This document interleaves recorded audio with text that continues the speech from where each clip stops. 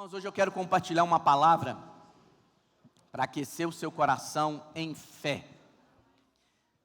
No final do ano de 2021, nós recebemos uma palavra profética da parte de Deus, através da vida do nosso pastor, de que Deus iria acelerar coisas nas nossas vidas. Esse seria o ano da aceleração. Aceleração. Você tem que ser simples como uma criança. Você tem que crer. Abrir seu coração em fé e crer. Este ano eu me aproprio pela fé. É o ano da aceleração na minha vida. Pastor, mas o que é aceleração? Aceleração, irmãos, é aumento de velocidade. Coisas que naturalmente na sua vida poderiam demorar anos, meses, Deus em um único dia libera sobre a sua vida. A Bíblia diz que José foi vendido, como escravo pelos seus irmãos, por uma caravana de ismaelitas, e foi levado ali para o Egito. Chegando lá, José então foi vendido no mercado de escravos, e ficou ali 13 anos. Ficou um tempo na casa de Potifar, depois foi acusado injustamente, levado para o cárcere, mais um tempo na prisão. Mas diz a Bíblia que num dia, ele dormiu prisioneiro, mas acordou no outro dia, sendo conduzido para uma audiência com Faraó, o homem mais poderoso do mundo naquela época. E saiu de lá como primeiro-ministro. Teve a bênção acelerada na vida dele. Agora presta atenção, você não pode acelerar a bênção na sua vida. Você não pode, por uma intenção humana, uma motivação sincera de querer ajudar a Deus, de querer apressar as coisas para você. Não faça isso. Deus tem um tempo determinado para todas as coisas. A Bíblia diz também, falando acerca de aceleração, lá em 2 Reis 18:46, que Elias tinha decretado um tempo de seca sobre Israel. E depois Elias veio e liberou uma palavra sobre a vida do rei Acabe, de que a chuva iria cair novamente, abundante chuva. Acabe então emparelhou os carros, as carruagens, e se pôs a correr para Jezreel. Mas a Bíblia diz no versículo, pode projetar, no versículo 46, olha o que diz. 1 Reis 18:46. A mão do Senhor veio sobre Elias, o qual cingiu os lombos e correu adiante de Acabe até a entrada de Jezreel. Então presta atenção. Tudo que Deus vai fazer, primeiro Ele libera uma palavra na boca dos homens de Deus, dos profetas. Deus liberou uma palavra através da boca de Elias. Vai chover, Acabe. Pode preparar, emparelhar os carros, as carruagens, vai chover. Então Acabe começa a correr. Um cavalo bom de corrida vai correr aí de 40 a 50 quilômetros por hora. Um maratonista melhor que vai ter aí, vai correr 20 quilômetros por hora. Mas a Bíblia diz que Elias saiu depois e chegou antes de Acabe a Jezreel. Por quê? Porque a mão do Senhor veio sobre ele. Fala assim comigo, a mão do Senhor está sobre a minha vida. Por isso, a bênção de Deus será acelerada sobre mim. Mas você mesmo não pode acelerar coisa alguma. Porque presta atenção, o como, a maneira que nós fazemos, também vai determinar onde nós vamos chegar. E se o que nós fazemos é obra de Deus, então ela é feita na dependência de Deus. E sabe qual que é a garantia? Se é obra de Deus, é feita na dependência de Deus, ela vai permanecer. Certa vez, Gamaliel liberou uma palavra sobre a obra de Deus que estava sendo feita, lá em Atos 5, versículo 38 e 39. Eles falaram que era para barrar os discípulos. Mas aí olha a palavra de sabedoria que ele liberou. Agora, pois, vos digo, dai de mão a estes homens, deixai-os, porque se este conselho ou esta obra vem de homens, perecerá. Mas se é de Deus, não podereis destruí-los, para que não sejais porventura achados lutando contra Deus. E concordaram com ele. Presta atenção no que eu vou te dizer. Essa palavra profética é da parte de Deus. Você está no ano da aceleração. Mas não, ou seja, se limite, se contenha em querer ajudar a Deus. Nós somos muito tentados a querer fazer as coisas no nosso próprio braço, no nosso próprio entendimento. Mas o nosso entendimento, ele é humano e é limitado. Deixa Deus tomar conta de todo o processo. Foi Deus quem liberou a palavra, então Ele mesmo vai executá-la na minha vida. Eu terei a bênção de Deus acelerada. Às vezes você olha, pastor, mas o ano já está caminhando para o final do ano, e eu ainda não estou vendo acontecer na minha vida. Deus não precisa de um ano inteiro. Acabei de te contar o exemplo de José. José acordou prisioneiro, mas naquela manhã ele foi transformado em primeiro-ministro do Egito. Eu quero te contar 4 exemplos bíblicas, ou situações bíblicas, em que nós podemos, por esses exemplos, lidar com a aceleração de Deus na nossa vida de maneira natural, aonde você mesmo tenta fazer as coisas no lugar de Deus. Primeiro exemplo bíblico é o exemplo do povo de Israel, quando eles estavam cativos lá no Egito, e a Bíblia diz então que Deus usou Moisés para libertar o povo do cativeiro. Deus tinha um destino para esse povo, e o destino que Deus tinha para eles era conduzi-los até Canaã. Mas olha, a promessa de Deus foi liberada: eu vou tirar vocês dessa terra de escravidão e vou conduzi-los para uma terra que mana leite e mel.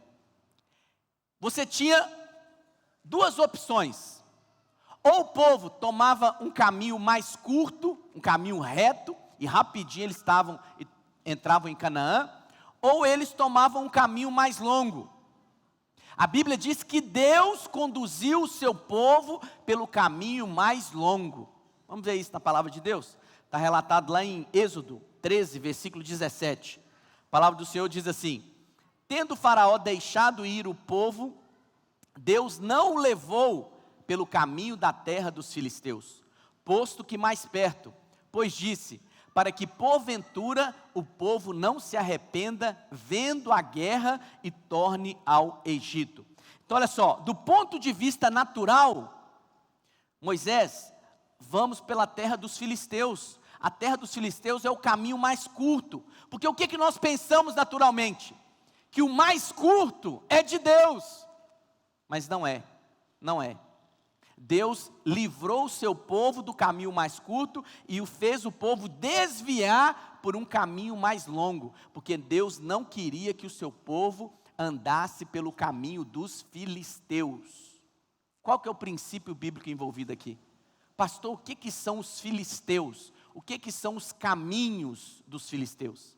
Primeiro, os filisteus, eles são descendentes, ou originados do Egito. Os filisteus vieram do Egito. O Egito, nós sabemos que pela tipologia bíblica, o Egito simboliza o mundo. Só que os filisteus não são o mundo, porque eles não estão no Egito. Eles vieram do Egito, mas os filisteus eram um povo que estava em Canaã. O que isso significa? Que dentro da igreja, você pode ter pessoas com mentalidade do mundo. E aí você não sabe se é joio, se é trigo, se é nascido de novo ou não. Mas a questão é, ele tem uma mentalidade natural dentro da igreja. Esse é chamado de caminho dos filisteus. Vou te provar isso na Bíblia. Lá em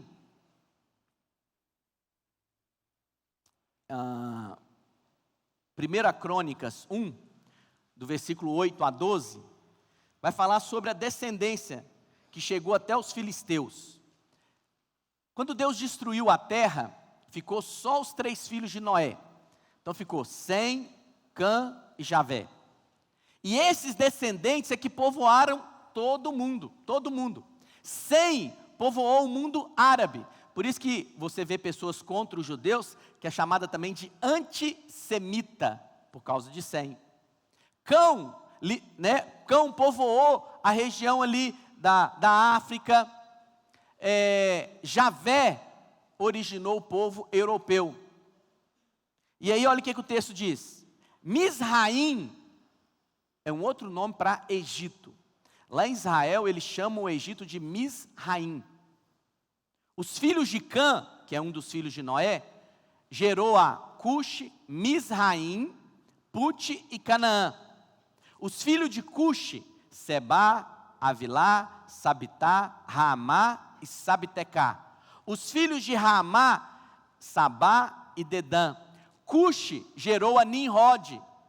Nimrod é aquele, que foi edificar lá a torre de Babel, que começou a ser poderoso na terra.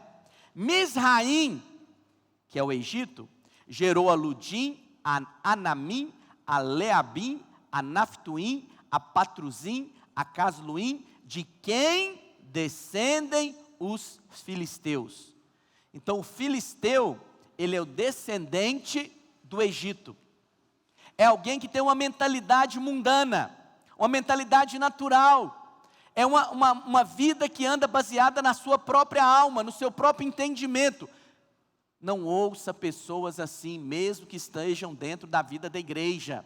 O olhar dele é sempre natural, ele nunca enxerga Deus nas circunstâncias. Ele sempre acha que é o homem, ele sempre vê circunstâncias naturais, sempre tem respostas naturais para te dar. Não ouça pessoas assim. Esse é um filisteu, é alguém que tem uma mentalidade, um olhar natural para as circunstâncias. Mas a palavra filisteu também, tem algo interessante envolvida nela. A palavra filisteu significa panache, está aí no seu boletim, se você quiser acompanhar, palache, que significa aquele que rola no pó. O que significa isso? Quando Deus criou o homem, Deus fez o homem do pó da terra, do pó da terra. E quando o homem pecou, Deus então amaldiçoou a serpente, que é o diabo, e falou: olha, você vai comer do pó da terra.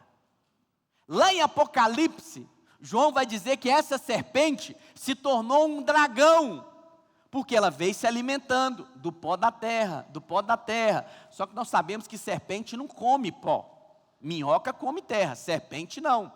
O que é esse pó da terra? É a carne do homem. Carne do homem, irmãos, não é essa carne aqui não, mole do seu corpo não. Carne do homem é a sua vida natural. O que a Bíblia está dizendo? Que quando você, por exemplo, peca, há toda uma energia envolvida nisso. E o que acontece? É alimento para demônio. É alimento para demônio. Serpentes são atraídas. Vamos supor que tem uma contenda dentro da sua casa. E você começa a discutir com o seu cônjuge, começa a ter gritaria. É um ninho de cobra. É um ninho de cobra.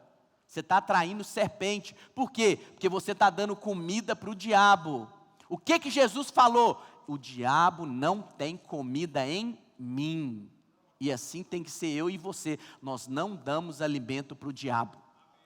Mas o pó também aponta para essas questões, mas aponta também para condenação, acusação.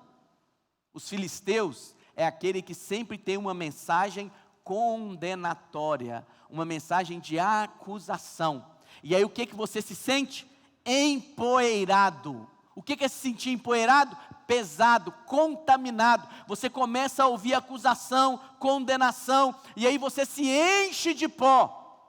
Não é palavra de Deus. A palavra de Deus é: o Senhor Jesus está lavando a sua igreja, purificando a sua igreja pelo lavar regenerador da palavra. E qual que é a palavra de Deus para as nossas vidas? Nenhuma condenação há sobre a sua vida, porque você está em Cristo Jesus. O que a palavra de Deus diz? Quem vai ousar te condenar? Porque é Deus quem te justifica. Esse é o caminho do filisteu. É o caminho da acusação, o caminho da condenação, é o caminho natural que quer escolher um ponto, né, mais fácil, mais perto, mais curto, mas o caminho melhor é o caminho de Deus. Amém, meus irmãos? Então tem um caminho. Você tem um caminho. Todos nós temos que decidir coisas diariamente nas nossas vidas. O que você vai decidir? Você vai decidir pelo que é mais fácil, pelo caminho mais fácil. Você está com uma contenda no seu casamento. Qual que é o caminho mais fácil? Por isso que Jesus disse, há um caminho estreito e um caminho largo. Qual que é o caminho largo? Vou divorciar. Há tantas pessoas nesse mundo, eu devo encontrar uma pessoa boa para mim. Mas qual que é o caminho estreito?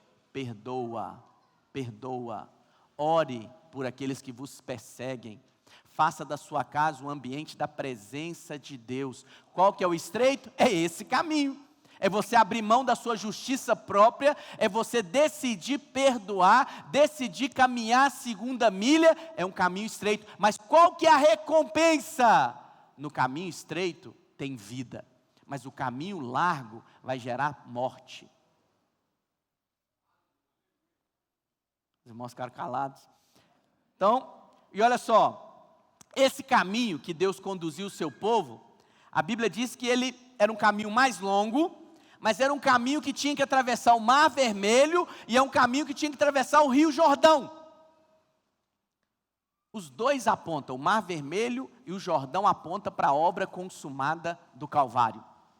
O Mar Vermelho, que é também o batismo, né, das águas, o povo passou em terra seca, tinha um paredão de água de um lado, um paredão do outro, e o povo passou em terra seca. Mas quando o faraó, que tipifica o diabo, foi passar, ele foi destruído nas águas do Mar Vermelho. O que isso aponta? Que a obra da cruz destrói todo o poder do diabo sobre a sua vida. Quando você nasce de novo, o diabo, então, o poder dele, ele não pode mais exercer domínio sobre a sua vida. Mas o caminho mais longo, era um caminho que passava pelo deserto, era um caminho estreito, porque o caminho estreito é o caminho da fé. Presta atenção, Deus sempre vai te conduzir por um caminho de dependência dele, fé. E aí o povo tinha que atravessar agora uma outra barreira de água, que era a barreira do Rio Jordão. Eles tinham que transpor o Rio Jordão. O Rio Jordão também aponta para a cruz. Mas qual o significado? Qual o princípio bíblico envolvido? O Senhor Jesus não tinha pecado algum. Ele veio para ser batizado por João Batista nas águas do Jordão. Quando Jesus, que não tinha pecado algum, ele era Deus, e o Jordão estava uma fila de homens pecadores, porque o batismo de João Batista era arrependimento de pecados. Jesus agora se coloca naquela fila. Jesus estava mostrando o quê? Ele estava matando o seu ego, abrindo mão da sua justiça própria, não estava interessado nos que os homens iam pensar dele. Ele se dispôs a entrar na morte, nas águas do batismo. Mas quando ele entra na morte pelo batismo, ele sai do outro lado, vida de ressurreição. Quando você entra em Canaã, você tem que passar pelo Mar Vermelho, e agora você tem que passar pelo Jordão. O Jordão aponta para isso, para a morte da sua alma, morte do seu ego. Você se submete a Deus e à vontade de Deus para a sua vida. Então o que acontece do outro lado? Você entra na vida de ressurreição. Amém? Então eu falei para você que tem um caminho, o caminho dos filisteus. É um caminho curto, um caminho natural, um caminho largo que conduz para a morte. Mas os filisteus também tinham tecnologia. Qual que é a tecnologia dos filisteus? Certas vezes, quando Saul era rei de Israel, e numa batalha com os filisteus estavam oprimindo o povo de Israel. O filisteu, ele tinha tecnologia em mãos. Que tecnologia era essa? O filisteu sabia lidar com o ferro. Ele era mais evoluído do que o povo de Deus. O povo de Deus sabia somente manusear o bronze. E o bronze é mais macio. uma espada de bronze para guerrear com uma espada de ferro, a espada de ferro corta a espada de bronze no meio. E o povo filisteu sabia disso. Então o que eles faziam? Eles tentavam impedir que o povo de Israel conseguisse essa tecnologia, conseguisse lidar com o ferro. Vamos ver isso na Bíblia? Está lá em 1 Samuel 13, 19 ao 22. Olha o que diz. Ora, em toda a terra de Israel, nenhum ferreiro se achava, porque os filisteus tinham dito, para que os hebreus não façam espada, nem lança, pelo que todo Israel tinha que descer aos filisteus para amolar a relha do seu arado e a sua enxada, e o seu machado e a sua foice. Os filisteus cobravam dos israelitas 2/3 de um siclo, para amolar os fios das relhas e das enxadas, e 1/3 de um siclo, para amolar machados e aguilhadas. Sucedeu que no dia da peleja, não se achou nem espada, nem lança na mão de nenhum do povo que estava com Saul e com Jonatas. Porém se acharam com Saul e com Jonatas, seu filho. No meio de todo Israel, ninguém tinha espada de ferro. Só o rei e o príncipe, o filho do rei Jonatas. Presta atenção, algumas igrejas acham que é a tecnologia que vai fazer a igreja crescer. Não. Na pandemia, as igrejas avançaram em tecnologia. Passaram, a transmitir cultos, fazer transmissão, usar as redes sociais, mas não é isso que dá crescimento à igreja. O que dá crescimento à igreja é a unção do Espírito Santo, é o Evangelho. Essas ferramentas, elas simplesmente facilitam que a mensagem chegue. Igual hoje, por exemplo, tem pessoas nos acompanhando pela transmissão. A mensagem vai mais longe, mas o que faz a igreja avançar e crescer é a mensagem do Evangelho, é a unção do Espírito Santo. O povo filisteu tinha espada de ferro, era um povo armado, mais evoluído, belicamente mais poderoso. Mas um pouco tempo antes disso, bem próximo desse tempo aqui de Samuel, Saul, Jonatas, viveu um juiz chamado Sansão. Os filisteus tinham espada de ferro, mas Sansão tinha unção de Deus sobre a vida dele. E olha o que Sansão foi capaz de fazer, está lá em Juízes 15, versículo 15, olha o que a Bíblia diz acerca de Sansão. Achou uma queixada de jumento ainda fresca à mão, e tomou-a e feriu com ela, quantos homens, irmãos? 1000 homens. Homens com tecnologia avançada. Queixada de jumento é a mandíbula, Ele encaixa a mão ali e faz como se fosse uma luva de boxe. Que osso vai ter poder para destruir homens com a espada de ferro? Porque não era o queixo do jumento, era a unção do Espírito. Não importa, porque às vezes a pessoa pensa assim, tem que trazer o mundo para dentro da igreja, para a igreja poder crescer mais. Não tem, igreja é movida pela vida e pela unção. Como é que a vida é gerada? Pela unção do Espírito e pela palavra de Deus. Como é que Deus criou todas as coisas? Pela palavra e pela unção do Espírito. E o resultado é vida. 1000 filisteus destruídos por um homem com uma queixada de jumento. Mas teve um outro juiz antes dele, chamado de Sangar. Está lá em Juízes 3:31. Olha o que diz. Depois dele foi Sangar, filho de Anate, que feriu 600 homens dos filisteus com uma aguilhada de bois, e ele também libertou Israel. O que é a aguilhada?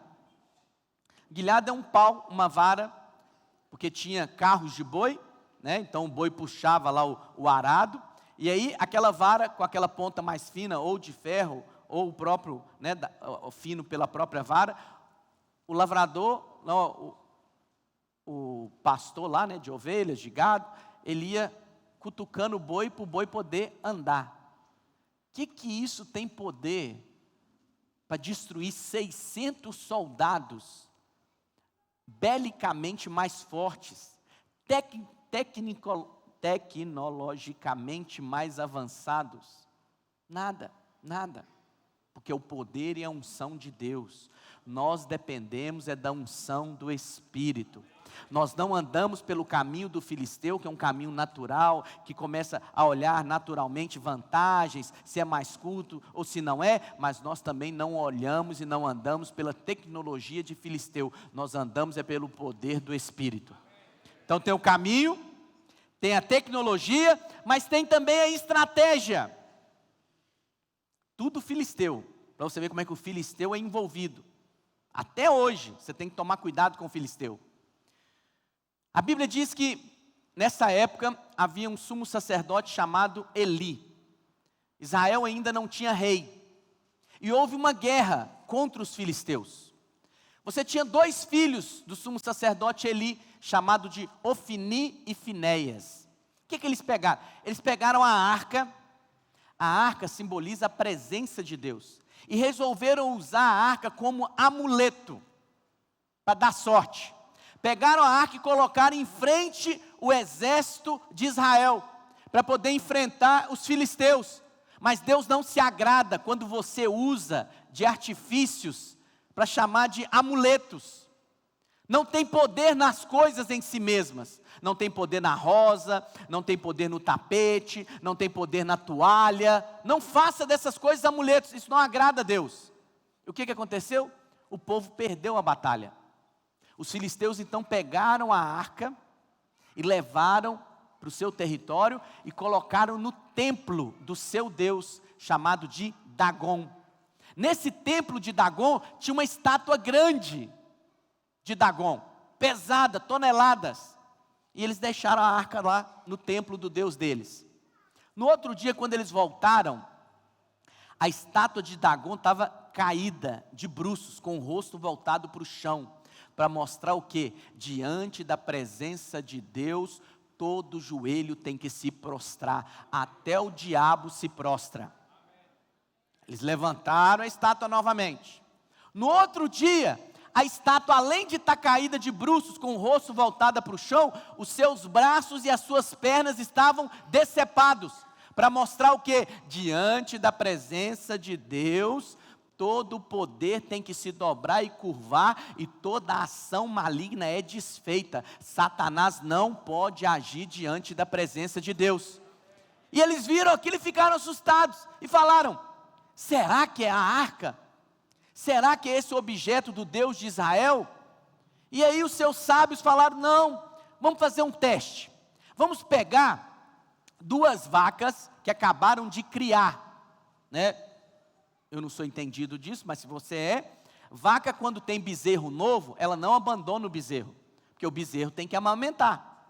Então o que eles fizeram? Nós vamos colocar essas 2 vacas que acabaram de criar, vamos colocar um carro de boi e vamos colocar a arca da aliança em cima. Se elas forem em direção ao território de Israel, nós vamos saber que é Deus, porque não é natural que a vaca largue os seus bezerros e vá por outro caminho. E o que aconteceu? As vacas agiram contra a sua própria natureza, seguiram em direção ao território de Israel e abandonaram os seus bezerros. Isso aponta para mim e para você. Não é que nós somos vacas, mas nós somos contra o nosso desejo natural, nós seguimos a glória de Deus. O que você está fazendo em pleno domingo, dentro de um prédio, cantando, ouvindo um pastor pregar? É porque nós seguimos a glória de Deus. Amém, meus irmãos? Mas aconteceu algo com eles. Eu pulei um pedaço da história. Deus é um Deus, né, que se diverte. Deus então colocou uma praga no povo filisteu, hemorroidas. E aí o povo ficou com aquilo e ficou incomodado. E aí fizeram todo esse artifício para se livrar da arca. A arca então vai para o território de Israel. Ela chega numa cidade chamada Bet-Semes. Naquela cidade, os homens receberam a arca, conduzida por aquele carro de boi, de vaca, né? Destamparam a arca. Quando eles destamparam a arca, morreram. Por que eles morreram?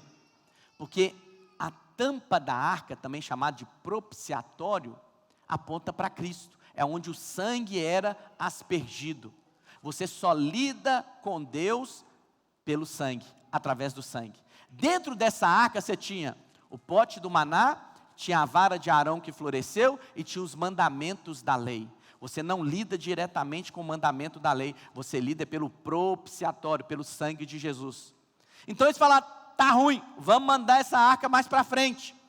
Ela chegou numa cidade e a arca foi acolhida na casa de um homem chamado Abinadab. E ficou 20 anos na casa de Abinadab. Nesse período, Saul foi levantado rei, morreu. Davi agora é levantado rei. Saul não se valeu da arca, não quis trazer a arca, deixa lá quieto na casa de Abinadab. Mas aí quando Davi foi levantado rei sobre todo Israel, Davi falou, eu quero a arca, eu quero a presença de Deus. Davi tinha um coração pela presença de Deus, Davi era sincero em buscar a Deus. E Davi então, Davi escreveu o Salmo 119, mais de 170 versículos. Davi provavelmente sabia a Torá de cor. Davi sabia como era a maneira de Deus de conduzir a arca. Qual que era a maneira de Deus conduzir a arca? A arca era um caixote pesado, que era madeira recoberta de ouro. Tinha 4 argolas, 2 na frente e 2 atrás. Tinha uma vara de um lado e outra de outro. E 4 homens, 2 à frente e 2 atrás, iam conduzindo a arca. Eram 12 quilômetros de distância entre a casa de Abinadab e até onde Davi queria levar a arca. Esse era o caminho, essa era a estratégia de Deus. Mas Davi pensou, vai demorar demais. 4 homens, 12 quilômetros, um dia todo caminhando. Espera aí, os filisteus colocaram a arca num carro de boi. É uma boa estratégia, é melhor. E aí Davi seguiu a estratégia dos filisteus, colocou a arca em cima de um carro de boi. E o povo alegre. Mas a Bíblia diz que a carruagem, o carro de boi estava andando e subiu numa pedra. Estava para tropeçar e a arca fez que ia cair. Aí um dos filhos de Abinadab, Uzá, encostou a mão na arca. Caiu morto na mesma hora. Davi falou, o que aconteceu? O que aconteceu? E aí a arca ficou 3 meses parada na casa de um homem chamado Obed-edom. Presta atenção, uma caminhada de um dia. A arca ficou agora 3 meses. 3 meses. Por que Davi desacelerou ou barrou o processo de Deus? Porque ele quis lidar com as coisas de Deus usando estratégia humana. Para filisteu não aconteceu nada, Deus deixou. Mas para Davi não. E é interessante, irmãos, que a arca ficou 40 anos no deserto. E o povo carregou a arca dessa maneira, 2 à frente, 2 atrás, e não tem nenhum relato bíblico que menciona que o povo morreu durante a condução da arca. Só teve essa vez. Por que teve essa vez? Porque Davi quis lidar com as coisas de Deus de acordo com o mundo, de acordo com o padrão de filisteu. Não queira lidar com as coisas de Deus com o padrão do mundo. Não queira conduzir a sua vida com o padrão do mundo natural. Pastor, como é que eu sei que eu estou sendo natural? É quando você está procurando soluções e nenhuma dessas soluções traz a obra de Cristo. Traz Cristo para o centro do seu problema. Nenhuma dessas soluções fala para você, vamos orar, vamos clamar para o Salvador, porque todo aquele que invocar o nome do Senhor será salvo. Se não tem aconselhamento que envolve o Salvador, é natural, é coisa de filisteu, é estratégia, é tecnologia, é caminho de filisteu. Não ande por esse caminho, nem por essa tecnologia, nem por essa estratégia. Amém, meus irmãos? Então eu falei para você, tem um caminho, que olha o caminho mais curto, mais vantajoso. Tem uma tecnologia que usa ferramentas de filisteus. Tem uma estratégia que procura resolver as coisas de acordo, com os conselhos de filisteu, natural, mas essa não é a vontade de Deus. A Bíblia diz acerca de Abraão, que Deus fez uma promessa para Abraão. Deus falou que faria de Abraão pai de multidões, multidões. Abraão estava com 75 anos e começou a andar debaixo dessa promessa. Mas o tempo foi passando. Eu sei, irmãos, que o tempo é um teste nas nossas vidas. Porque nós queremos coisas, fast food. Nós não queremos esperar muito. Às vezes nós achamos que Deus está demorando, mas Deus não está demorando. Deus tem o seu tempo, o kairós de Deus. Você precisa só descansar e perceber o tempo de Deus. O tempo foi passando. E Deus faz tudo com muita emoção, não é mesmo, irmãos? Certa vez, Deus requereu para Abraão seu filho Isaque, o filho da promessa. Mandou ele sacrificar em cima do monte. Abraão e Isaque foram caminhando para o monte. Arrumou o holocausto, a lenha, o altar. Isaque deitou sobre o altar. Só na hora que Abraão estava com o cutelo na mão, que ia para sacrificar, que Deus falou, para. Deus não podia ter falado antes? Lá no pé do monte, Abraão, não precisa subir não, Abraão, eu já sei que você vai me obedecer. Não, mas Deus, ele age com muita emoção. Presta atenção. Fé é viver uma vida de emoção. É você crer na provisão de Deus, mesmo que você não está enxergando, sentindo, mas você crê, o meu Deus é fiel para cumprir a sua promessa. Mas o tempo foi passando e nada da promessa. A mulher de Abraão, chamada Sara, ela teve então uma ideia, falou, Abraão, vamos fazer o seguinte, eu tenho uma serva aqui, Agar, egípcia, dorme com ela. Porque ela é minha serva, o que é dela é meu. Então, o filho que vai ser gerado no ventre de Agar, vai ser meu filho. E fazemos dele o filho da promessa. E Abraão consentiu com o conselho de Sara. E deitou com a sua serva. Mas presta atenção, Deus não se agradou daquilo. Em Gênesis 16, projeta por favor, olha o que aconteceu. Gênesis 16, versículo 16, diz assim, era Abrão de 86 anos, quando Agar lhe deu à luz Ismael. Ismael é fruto da carne, é fruto do esforço próprio, é fruto de querer ajudar a Deus. Abraão estava com 86 anos, no versículo seguinte, de Gênesis 17:1, presta atenção que eu vou te dizer, a Bíblia não é separada em capítulos, versículos, isso é uma divisão para facilitar a nossa leitura, nós encontrarmos os textos, mas é uma sequência.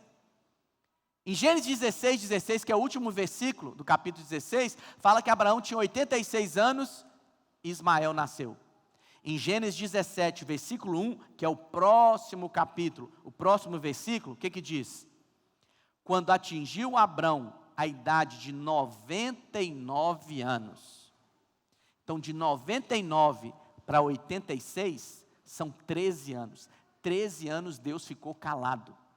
13 anos não houve relato bíblico nenhum que Deus tenha conversado com Abraão, que Deus tenha ministrado a Abraão. Por que isso?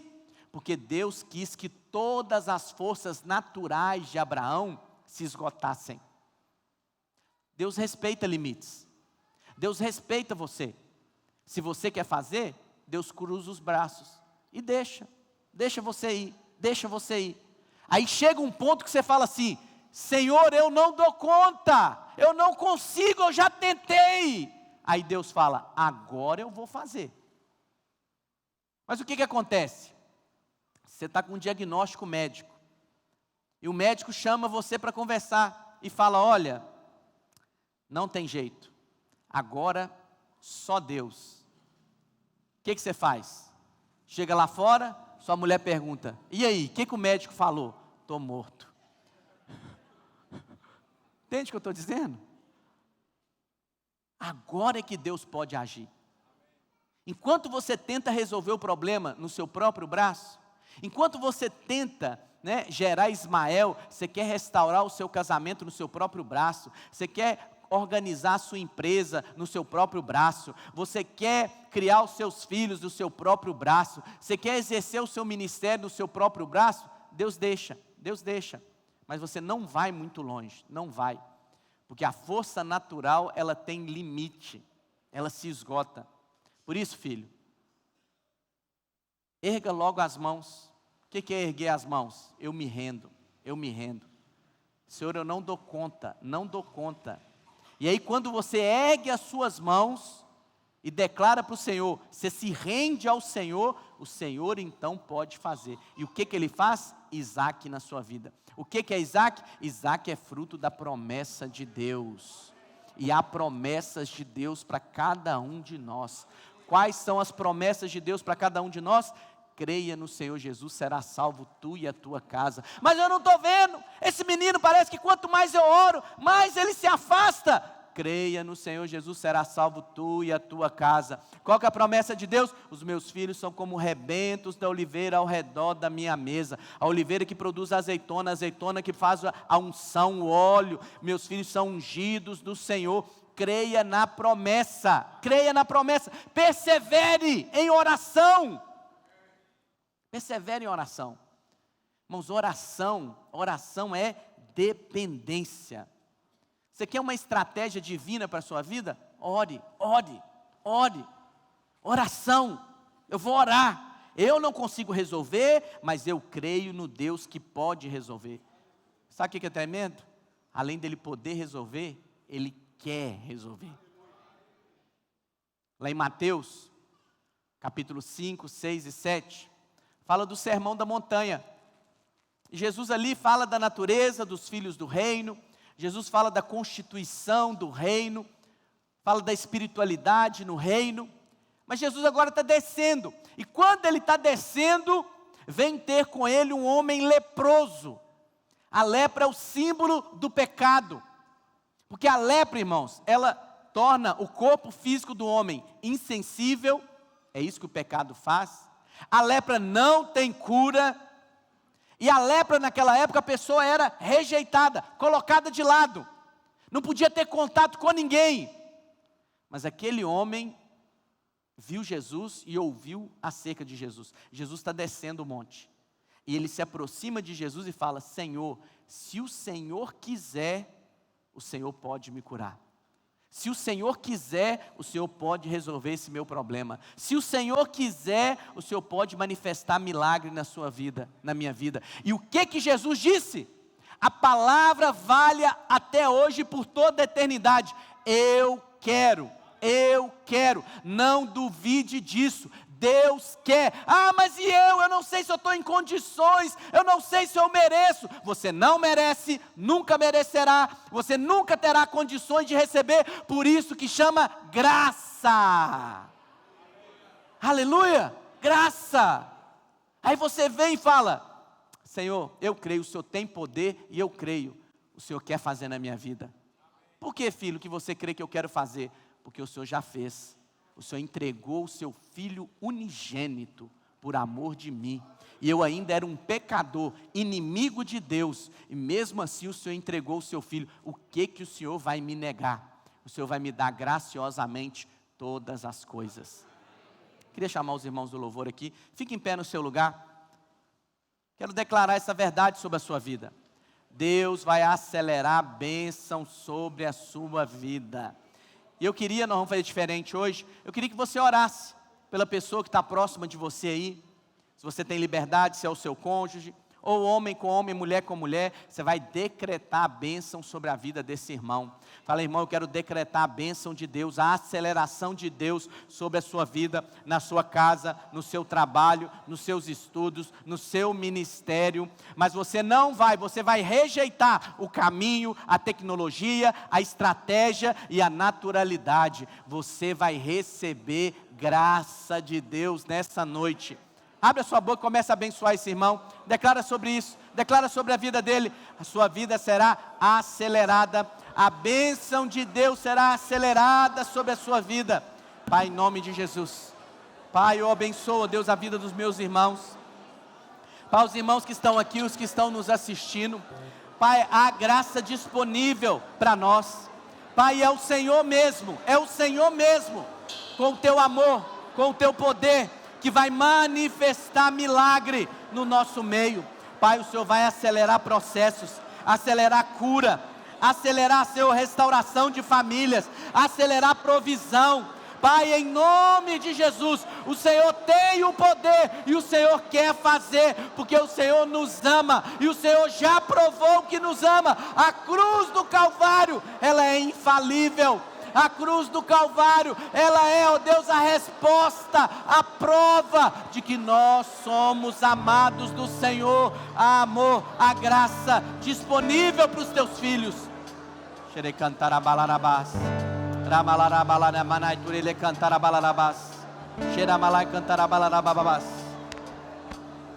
Aleluia, aleluia, aleluia, aleluia, aleluia.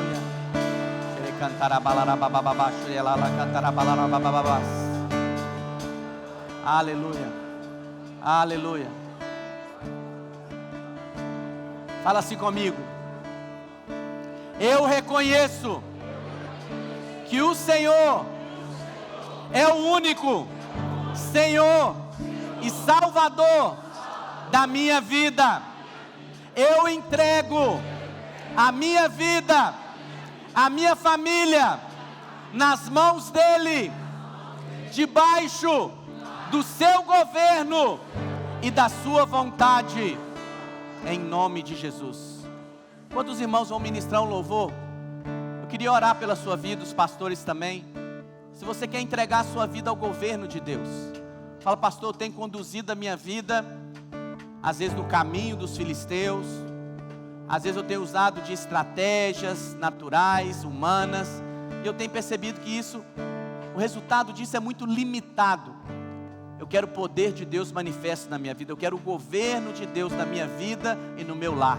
Se esse é seu caso, enquanto os irmãos vão ministrar a canção, eu queria que você viesse à frente. Nós vamos impor as mãos sobre você e vamos declarar o governo de Deus sobre a sua casa, sua história sendo mudada, transformada, em nome de Jesus. Não há nada melhor, não há nada melhor, Não há nada melhor que o meu Deus. Torna o luto em festa, faz luto em festa, a vergonha em glória, traz beleza às cinzas. O Senhor pode fazer. Traz a vida ao sepulcro, traz a vida ao sepulcro, faz de ossos soldados, faz no mar o caminho. O Senhor pode fazer, o Senhor pode fazer. Não há nada, Declara isso. nada melhor, não há nada melhor, não há nada melhor que o meu Deus. Não há nada melhor, não há nada melhor, não há nada melhor que o meu Deus.